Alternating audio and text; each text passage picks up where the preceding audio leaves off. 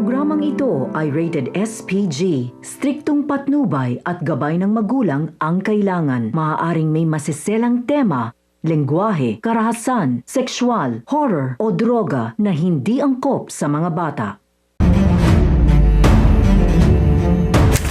Isang mapagpalang araw mga kapamilya, narito ang mga pinakamainit at tagpo sa Blood vs. Duty. Pero bago ang lahat, kung bago ka pa lamang sa aking channel, huwag kalimutang mag-like, mag-share at mag-subscribe para lagi kang updated sa mga bagong recaps na aking i-upload. Nagintampulan ng biro ni Lieutenant Cruz ang litrato ni Jalil matapos niya itong lagyan ng peking balbas habang nasa headquarters sila. Mabuti na lamang at agad itong napansin ni Osman kaya mabilis niyang kinuha ang larawan bago pa ito makita ng iba at tuluyang makilala si Jalil. Ngunit ilang sandali lamang lumipas, natawag na silang 5 ni Marcus para sa isang napakahalagang pagpupulong. Sa harap ng Task Force Alpha, seryosong sinabi ni Marcus na nasa gitna sila ngayon ng isang mapanganib na digmaan. Isang gyerang kakaunti lamang ang nakakaalam at mas kakaunti pa ang nakakaligtas. 4 na sa kanilang kasamahan ang nasawi at hindi niya alam kung sino pa sa kanila ang maaring sumunod. Kaya kung may nais umatras, ngayon na raw ang tamang oras. Ngunit wala ni isa sa grupo ang umurong. Buo ang kanilang loob na samahan si Marcus hanggang sa huli.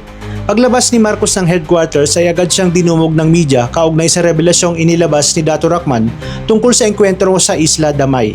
Nais nilang malaman kung papanig ba si Marcus kay Dato Rachman at kung inaamin na rin ba nitong may mali sa naging operasyon nila noon. Ngunit bago pa makasagot itong si Marcus, mabilis na sumagot si Azuelo at ipinahinto ang mga tanong. Ayon sa kanya, habang hindi pa tapos ang investigasyon at wala muna silang sasagutin ng mga alegasyon dahil walang matibay na basehan. Matapos iyon, nagtungo si Marcus sa ospital upang dalawin ang kanyang inang si Teresa. Naiinamin niya na totoo ang ilan sa mga sinabi ni Dato Rachman. Nung bumalik sa Isla Damay, natuklasan niyang walang kinalaman si Dato Rachman. Lalong lumalim ang takot ni Teresa nang marinig iyon dahil ibig sabihin may mas malaking utak na nasa loob mismo ng Inleya.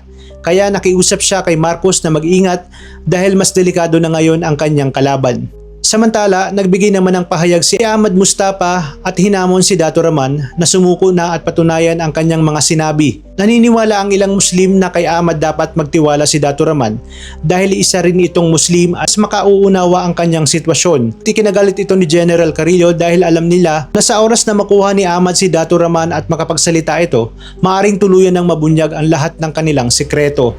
Dahil dito nagkaroon ng emergency meeting ang matataas na opisyal ng Inleya at SID. Mariing iginiit ni General Villano na dapat nilang itanggi ang lahat ng paratang ni Dato Rachman upang hindi tuluyang mawala ng tiwala ang publiko sa kanila. Ngunit taliwas ito sa pinaninindigan ni Azuelo.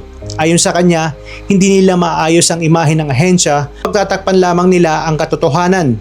Kinakailangan nilang linisin ang buong organisasyon at hanapin kung sino ang tunay na protektor ng mga sindikato sa loob. Lalong uminit ang tensyon ng suportahan ni Susan ang mungkahi ni Azuelo. Para sa kanya, dapat ipakita ng kanilang ahensya kaya nilang panagutin ang sino mang may sala, kasamahan man nila o hindi. Dahil dito ay lalong nabahala sina Paulino, Juniso at Manalo na tila may itinatagong sikreto. Samantala, galit na galit namang pinagalitan ni General Carrillo si Lara dahil sa mga nangyari. Sinisi niya ito kung bakit lalong gumugulo ang sitwasyon at intusan niya na bilisan ang paghahanap kay Dato Rachman bago pa ito makausap ng Chief of Staff ng Pangulo.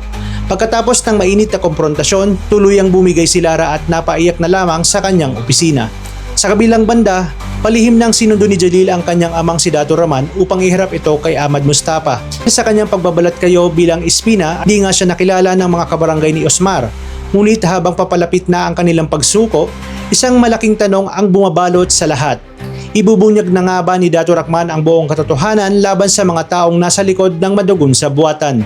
Talagang kapanapanabik ang mga kaganapan sa maaksyong teleseryeng ito, kaya naman tuloy-tuloy ang pagsubaybay. Maraming salamat sa inyong panonood at pagpalain tayong lahat, mga kapamilya.